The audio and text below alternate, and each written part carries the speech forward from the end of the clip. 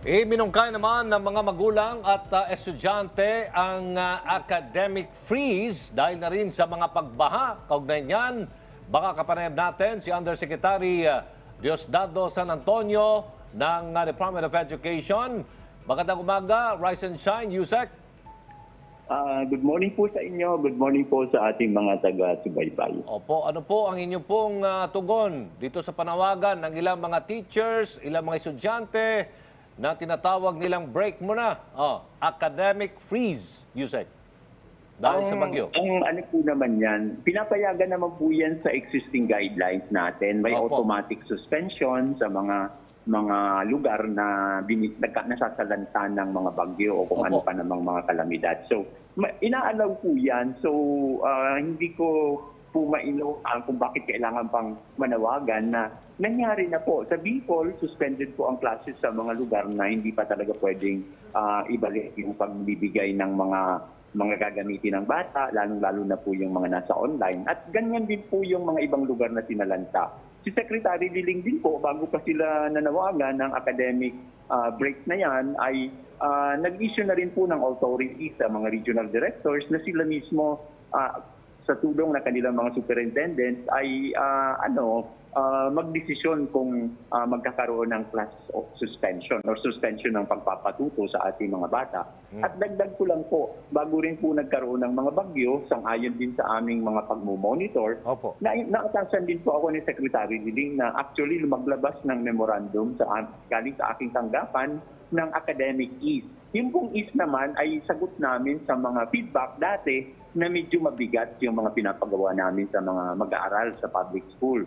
Kaya po sabi namin, sige, i-adjust nyo yung mga requirements, yung ibang mga sobra-sobra na sa tingin nyo, ayon sa kanila pong desisyon sa mga paaralan o mga division offices, ay pwedeng sabihin kung 5 yung pinapagawa, 3 lang muna, at hindi kailangang higpitan yung mga deadlines.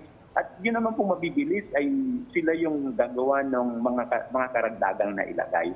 Maliban po dyan ay dinagdagan din po natin yung panahon para sa quarter 1. Kasi nga po kailangang ibagala ng kaunti para po mai-adjust sa mas nakararaming mga mag-aaral at kasama na rin po yung mga kapwa-guro natin. So kami po nagawa na yan. So ang sagot namin, may issue na natapos na-address na namin itong concern na paano matututo, paano mag-aaral sa mga lugar na binaha o binagyo, walang kuryente, lahat. Maliwanag na po ang aming mga issuances na nandyan na po yan. So mayroon po talagang, sabi ko nga, cancellation or suspension ng classes sa mga lugar na binabaha. At matagal na po yan kahit ng face-to-face. Mayroon namang mga ganyan. Ang requirement lang po niyan, kami magpapa-makeup class ka o maggagawa ka ng makeup activities para ma-cover mo talaga yung mga dapat aralin sa buong taon. Yusek San Antonio, sa inyong tala, gaano karaming mag-aaral, ilang mga paaralan yung naapektuhan ito pong mga nagdaang bagyo at ano po yung intervention ng Department of Education para po matulungan yung mga apektadong guro at mga mag-aaral? Sir.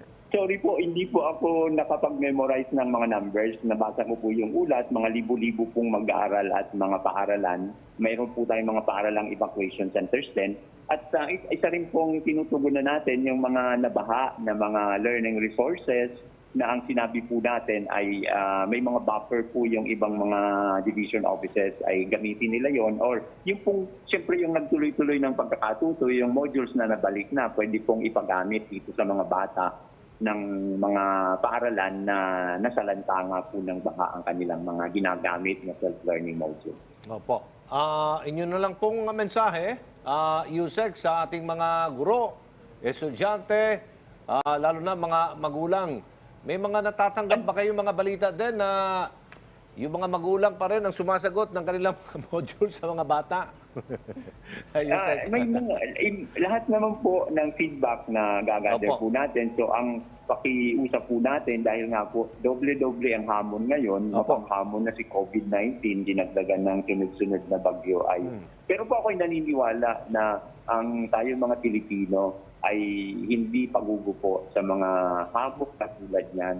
Huwag po natin kakalimutan ang lahat ng ginagawa natin upang maihanda ang mga bata ang mga anak natin para sa kanilang mga kinabukasan pinapangarap, ay Tama. hindi po yan masasayang. Ang bawat pagkakataon po na ginagawa natin na masiguro na kahit may pandemya, kahit may mga sakuna, ang pagkakatuto ay tuloy-tuloy. Ay sabi ko nga po, malaki ang advantage po niyan. Mga pag-aaral po ay maliwanag na pag pinatigil natin sa pag-aaral ang kabataan, ang impact niyan sa buhay nila hindi lang bukas, panghabang buhay po na magkakaroon ng disadvantage. Sabi po ito ng mga pag-aaral, kaya po kami ay naniniwala na sa pinakamabilis na panahon at pagposible na ibalik na po natin ang gabay. Naunawaan po natin may mga dagdag na hamon. Ang DepEd naman po ay bumapayag at pagbigay alam lang po ng mga magulang na medyo hindi kaya yung pagbigay ng gabay. Kasi po nagbibigay naman tayo ng learning support aid sa mga pamilyang nangangailangan nito. Mabuhay po kayo at maraming salamat. Maraming salamat po, Undersecretary Diosdado San Antonio ng Department of Education. Magandang umaga po. Thank you po.